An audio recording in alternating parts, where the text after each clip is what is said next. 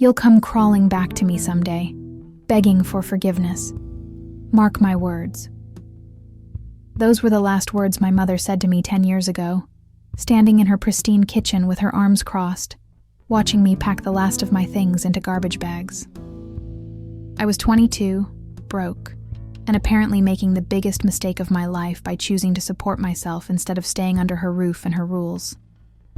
I can still smell the vanilla candles she always burned, still see the way the afternoon light hit her perfectly organized spice rack. Everything in that house had its place, including me. And according to her, my place was grateful, silent, and small. I'm Sarah Mitchell, 32 years old. I work as a financial analyst for a tech startup here in Austin, Texas. I've got my own condo, a healthy savings account, and a life I built from absolutely nothing. 10 years passed. No crawling. No begging. Just silence. Until 3 weeks ago, when she showed up at my door at 9 p.m. on a Tuesday, mascara running down her cheeks, clutching a stack of papers that would change everything I thought I knew about my family. If you want to know what happened next, keep listening. To understand why my mother's tears felt like a slap in the face, you need to know about my brother Danny, 2 years older than me, quarterback in high school, business degree from UT, married his college sweetheart right after graduation. Danny was everything I wasn't. Charming, conventional, and most importantly, he never questioned Mom's version of how things should be. Growing up, our house ran on a simple system. Danny got praise for breathing. I got lectures for existing.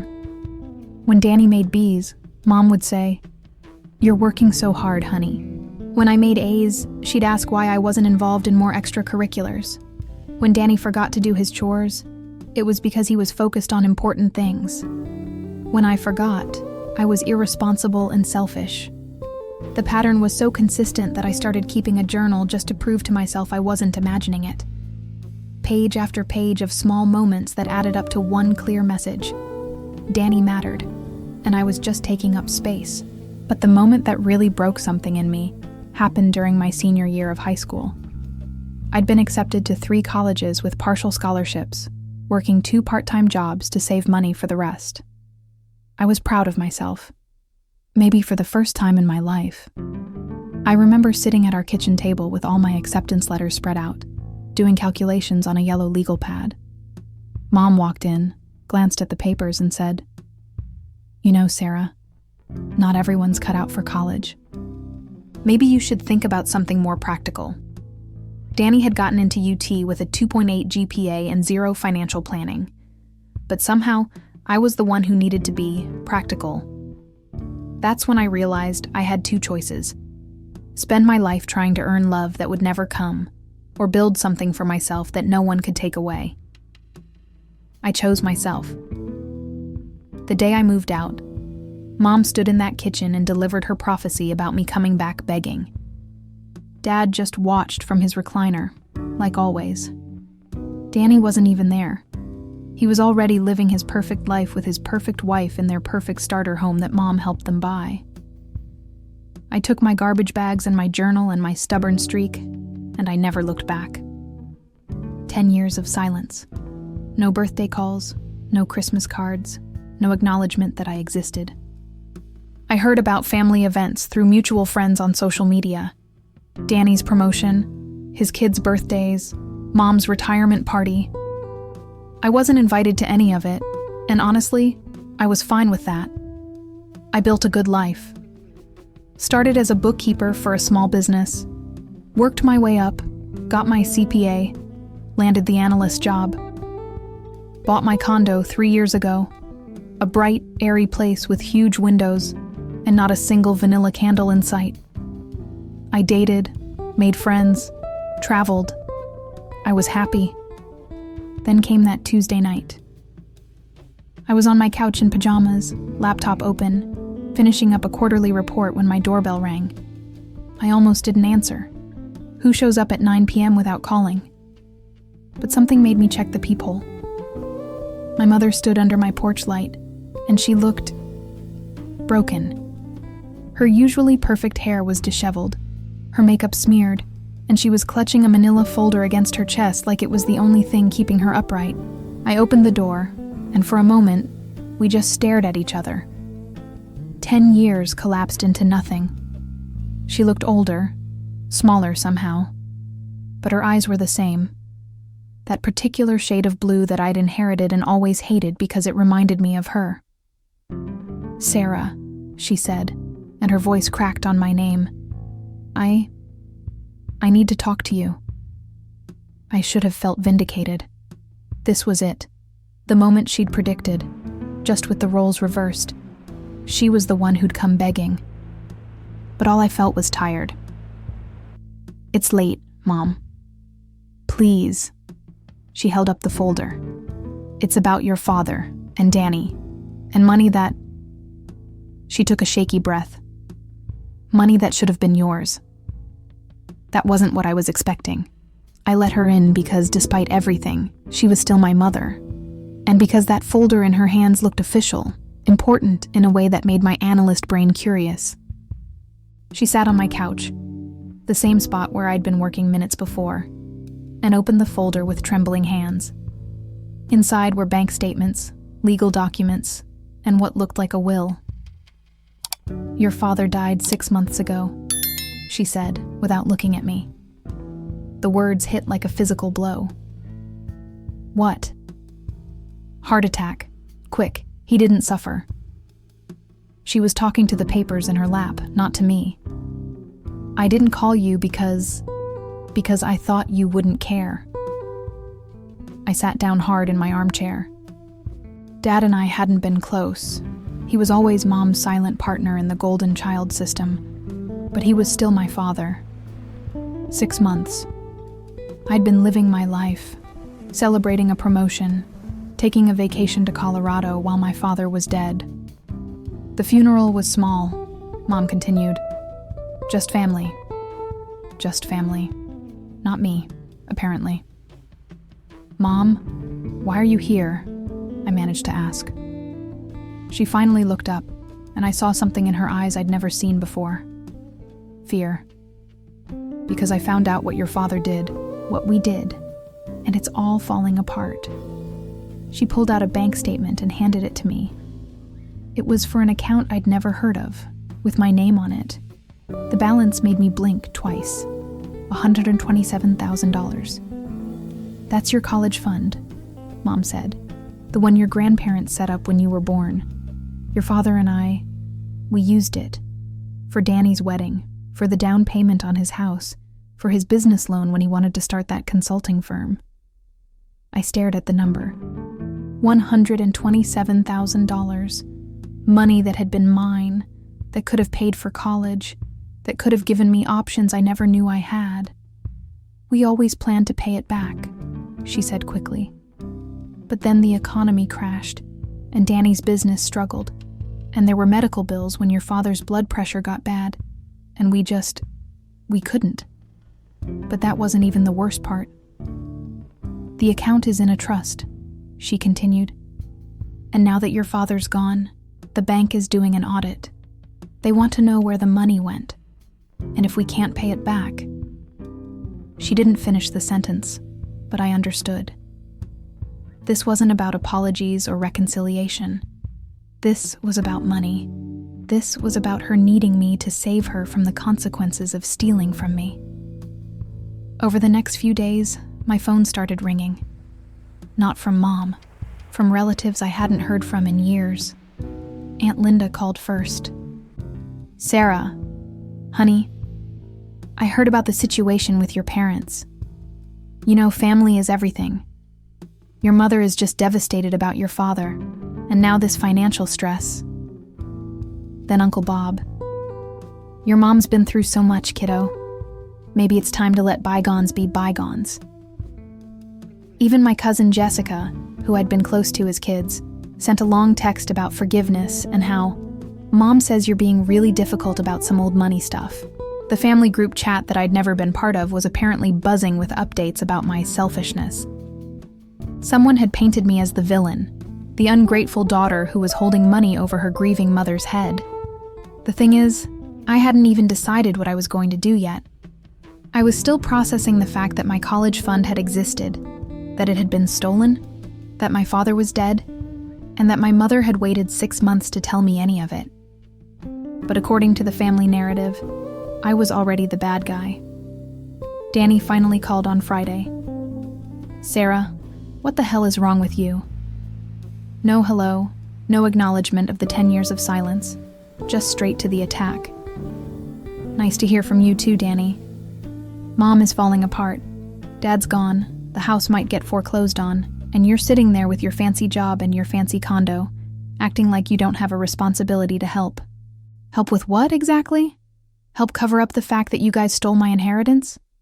"It wasn't stealing. It was family money. We were going to pay it back." "When?" "It's been over 10 years, Danny. When exactly were you planning to pay back my college fund?" There was silence on the other end, and I could practically hear him scrambling for an answer. "Look," he said finally, "I know things weren't perfect when we were kids, but this is bigger than old grudges. This is about Mom losing everything." Old grudges. As if 20 years of being treated like a second-class citizen in my own family was just some petty disagreement. "I need time to think," I said. "Time? Sarah, the bank is breathing down her neck. She needs an answer now." That's when I realized what this was really about. This wasn't about family or forgiveness or even the money, really. This was about control. Even now, even after 10 years of proving I could take care of myself, they still saw me as the family ATM, someone who existed to solve their problems and ask no questions. The legal documents Mom had brought weren't just bank statements. There was a letter from the trust's law firm, explaining that the account had been flagged for suspicious activity. Large withdrawals over several years, all signed off on by both trustees, my parents. I made copies of everything and spent my weekend researching trust law. What I found made my stomach turn. The money hadn't just been borrowed. It had been systematically drained through a series of transfers that were designed to look legitimate. Danny's wedding expenses listed as educational costs. The down payment on his house, categorized as beneficiary housing assistance. His business loan, filed under career development funding. Someone had been very careful to make the theft look legal. On Monday, I got a call from a number I didn't recognize. "Ms. Mitchell, this is Robert Chen from Chen & Associates. I represent the trust that holds your educational fund. I believe your mother may have spoken to you about some irregularities we've discovered." My heart started pounding. "Yes, she mentioned something. I'm calling because we need to schedule a meeting. As the beneficiary, you have certain rights and responsibilities in this matter. The trust is currently short approximately $127,000, and we need to discuss options for recovery." Options for recovery. That sounded ominous. "What kind of options?" "Well, that depends on several factors. Whether you were aware of the withdrawals, whether you consented to them, and whether you're willing to pursue legal action against the trustees who authorized the transfers." Legal action. Against my parents. "I wasn't aware of any of this until last week," I said. "I see. In that case, I'd strongly recommend you consult with your own attorney before our meeting. This situation could have significant legal implications for all parties involved." After I hung up, I sat in my office staring at the Austin skyline, trying to process what was happening. This wasn't just about family drama anymore. This was about potential fraud charges, civil lawsuits, and criminal liability. My phone buzzed with a text from Mom. "Please call me. We need to talk before you do anything rash." Anything rash. Like expecting accountability for stealing my inheritance. I didn't call her back. The family meeting was Danny's idea. "We need to sit down and work this out like adults," he said when he called Tuesday night. "Mom's house, Saturday afternoon, just family." I almost said no. But something about the way he said just family, like I was finally being included in something I'd been excluded from my whole life, made me curious. I drove to Mom's house Saturday afternoon with a folder of my own. Copies of everything, plus some research I'd done on trust law and fraud penalties. I wasn't going in defenseless. The house looked exactly the same. Same beige siding, same perfectly manicured lawn, same vanilla scent hitting me the moment Mom opened the door. She'd clearly been crying again, but she'd put on makeup and her good jewelry, like this was a business meeting. Danny was already there, sitting at the kitchen table with his wife, Melissa. They both looked up when I walked in, and I could see the strategy session written all over their faces. "Sarah," Melissa said with a bright smile that didn't reach her eyes. "It's so good to see you. You look great." I'd met Melissa maybe 5 times in my life, and she'd never shown any interest in how I looked before. "Thanks," I said, taking the chair across from them. Mom sat at the head of the table, and suddenly I was 17 again, being lectured about my attitude. "Okay," Danny said, pulling out his own folder. "Let's figure this out. Mom's explained the situation, and obviously we all want what's best for the family." "Do we?" I asked. He blinked. "Of course we do. That's why we're here. I'm here because you guys stole my college fund and now the bank is asking questions. I'm not sure that's the same thing as wanting what's best for the family." Mom flinched like I'd slapped her. "Sarah, please. It wasn't like that." "What was it like, Mom? Because from where I'm sitting, it looks like you and Dad systematically drained an account that was meant for my education, used the money to fund Danny's life, and then waited until you got caught to tell me about it." "We were going to pay it back," Danny said.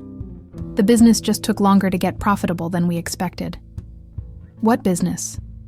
"According to the documents, your consulting firm folded 3 years ago." Silence. I opened my folder and pulled out a printout. "I did some research. Your business was registered for tax purposes, but it never showed any significant income. The business loan from my trust fund was actually just money you used to pay your mortgage when you couldn't find clients." Melissa's face went pale. "How did you—" "Public records," I said calmly. "It's all public records." Danny's jaw tightened. "Look, Sarah, I know you're angry." "I'm not angry, Danny. I'm disappointed. But mostly I'm curious about what you think is going to happen here." I pulled out another document, the letter from the trust's law firm. "Because according to this, the trust is considering filing fraud charges against the trustees who authorized the unauthorized withdrawals." That's Mom and Dad. And since Dad's gone, that's just Mom now. Mom started crying again, but this time it felt different. Less desperate, more calculated. "You would really send your own mother to jail?" she asked. That's when I realized what this was really about. I didn't answer Mom's question right away. Instead, I pulled out my phone and opened the voice recorder app. "I want to record the rest of this conversation," I said, for clarity. "Sarah, that's not necessary," Danny started. "Actually, it is, because I think we're about to discuss some things that everyone needs to remember accurately." I hit record and set the phone on the table. "Mom, you said you and Dad always planned to pay the money back. When did you first take money from the trust?" She wiped her eyes. "I don't remember exactly." "I do." I pulled out another document. The first withdrawal was in 2015, Danny's wedding. $23,000 for venue, catering, and flowers. The withdrawal slip has both your signatures and a notation that says, "Beneficiary wedding expenses." I looked at Danny. "Did you know that money came from my college fund?" He shifted in his chair. "I knew it came from family money." "That's not what I asked. Did you know it was specifically my college fund?" "Sarah, we're all family. Answer the question, Danny." Melissa put her hand on his arm, but he shook her off. "Yes, okay." "I knew. But you weren't even talking to us then. And Mom said you probably wouldn't go to college anyway, so you decided to spend my education money on your wedding." "It wasn't like that." I pulled out the next document. 2016. Down payment on your house. $35,000. Same notation system, same signatures. Did you know where that money came from? Yes, he said quietly. 2017. Business loan, $41,000. Did you know? Yes. 2018. Another business expense, $18,000. Did you know? Yes. I looked at Mom. And you signed off on all of these withdrawals, knowing that this money was supposed to be for my education, knowing that I was working 2 jobs to pay for college, knowing that I had to take out student loans because I didn't have family support. She was crying harder now, but I wasn't done. The really interesting part is the dates, I said, pulling out a timeline I'd created. Every single withdrawal happened within 6 months of me reaching out to try to repair our relationship. The table went silent. 2015, I sent you a graduation announcement from college. 6 months later, wedding money. 2016, I sent Christmas cards with my new address. 6 months later, house down payment. 2017, I called to tell you about my promotion. 6 months later, business loan. I looked around the table. It's like every time I tried to reconnect, you guys found a new way to spend money that was supposed to be mine. But that wasn't even the worst part. I pulled out my phone and scrolled to a screenshot I'd taken.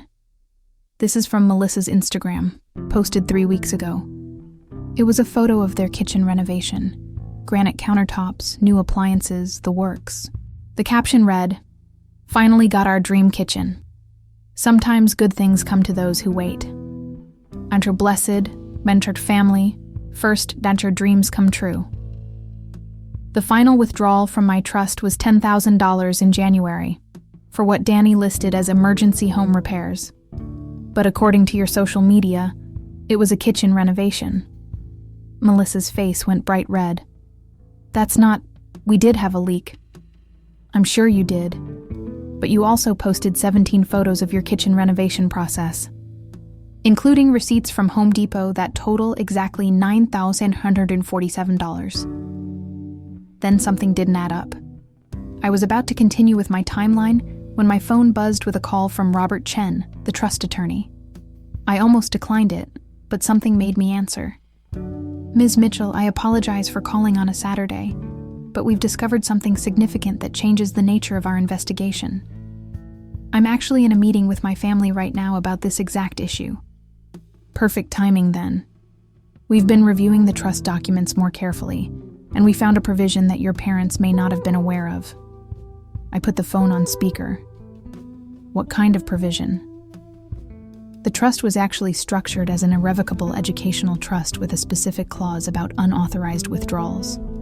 Any money taken without the beneficiary's written consent triggers an automatic penalty equal to twice the withdrawn amount.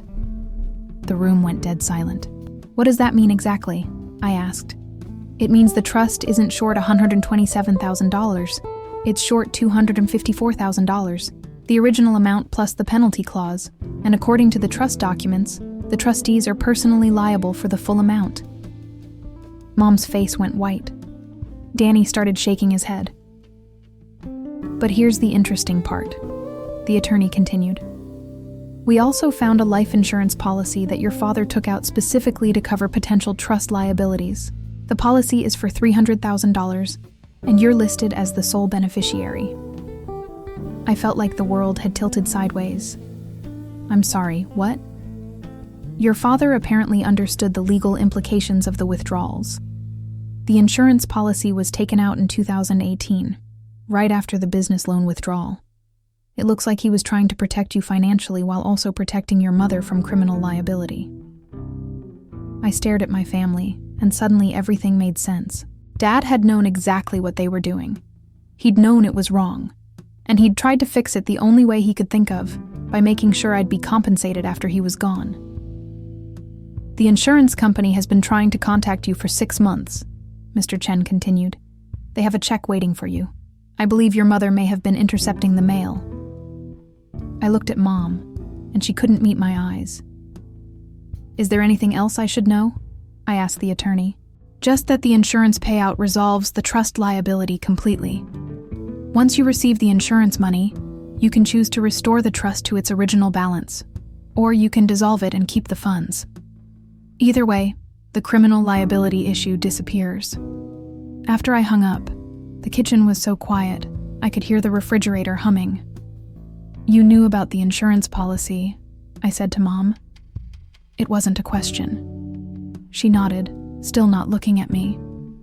"And you knew the mail was coming to your house because I never updated my address with Dad's insurance company." Another nod. "So for 6 months, you've been sitting on a $300,000 check that would have solved this entire problem, while letting me think that I had to choose between sending you to jail and giving up money that was rightfully mine." "I was scared," she whispered. "Of what?" "Of you taking the money and disappearing again. Of never seeing you again."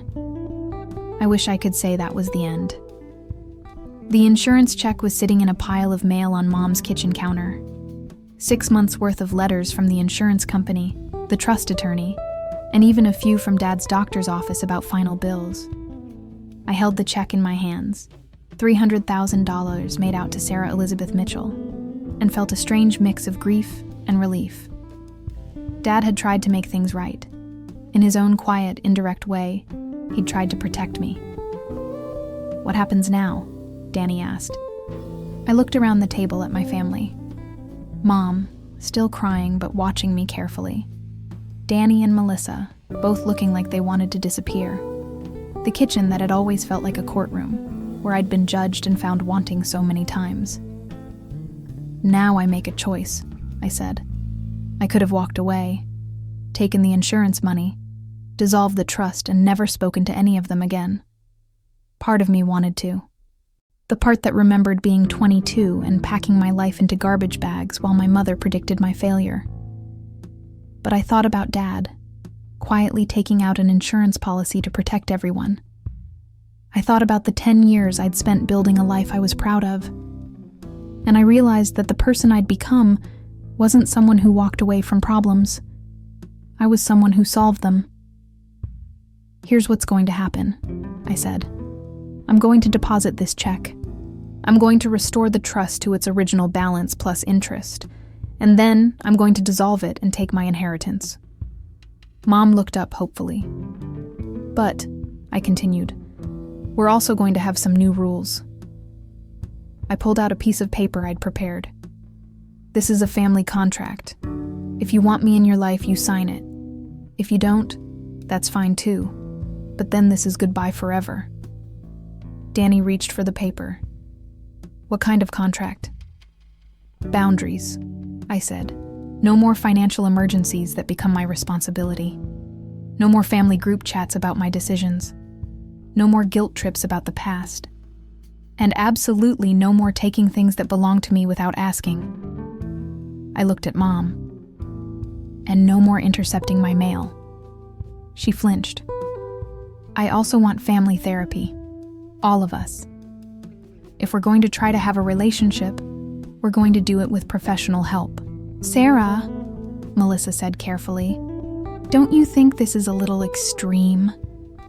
"Extreme?" I laughed, but it wasn't a happy sound. "Melissa, my parents stole my college fund and let me believe I wasn't worth investing in.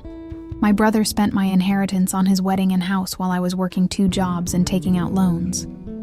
My mother intercepted insurance money that was meant to compensate me for their theft.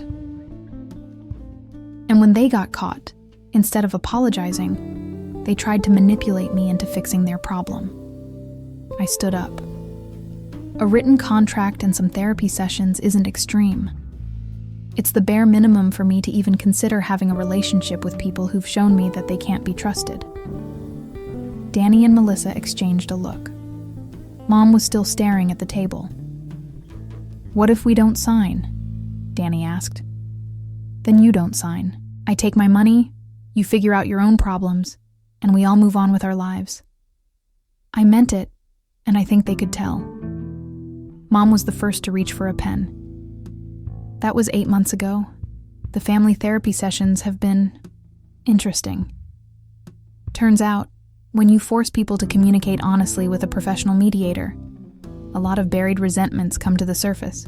I learned that Mom had always felt threatened by my independence, that she'd interpreted my self-reliance as rejection. Danny admitted that he'd always known the golden child treatment was unfair, but he'd been too comfortable benefiting from it to speak up. We're not a perfect family. We probably never will be. But we're an honest family now, which is something we never were before. I used part of the insurance money to pay off my condo. I invested the rest. I'm thinking about going back to school for my MBA, something I never thought I could afford before. Mom and I have dinner once a month. We're careful with each other, polite, but there's something real there now. Something that was never there when I was trying so hard to earn her approval. Danny and I text occasionally. He's working for someone else now, seems happier. Melissa and I will probably never be close, but we can be in the same room without tension. The funny thing is, I never did come crawling back begging. I came back on my own terms, with my own power, making my own choices, and that's made all the difference. I keep Dad's insurance policy letter in my desk drawer. Not the check, that's long gone, but the letter that came with it. In his shaky handwriting, he'd written a note. Sarah, I'm sorry we didn't do better by you. You deserved more. Love, Dad. It's not the apology I wanted when I was 22, but it's the apology I needed when I was 32. Sometimes the people who hurt us can't give us what we need when we need it. Sometimes they can't give us what we need at all. But sometimes, if we're patient and strong and clear about our boundaries, they can surprise us. The key is knowing that our worth isn't dependent on their ability to see it. If you've been through something like this, family drama that involves money, betrayal, or years of feeling like you don't matter, tell me in the comments. What would you have done? Would you have signed the contract? Or would you have walked away forever? Because sometimes the hardest choice isn't between right and wrong. It's between the peace of walking away and the possibility of something better.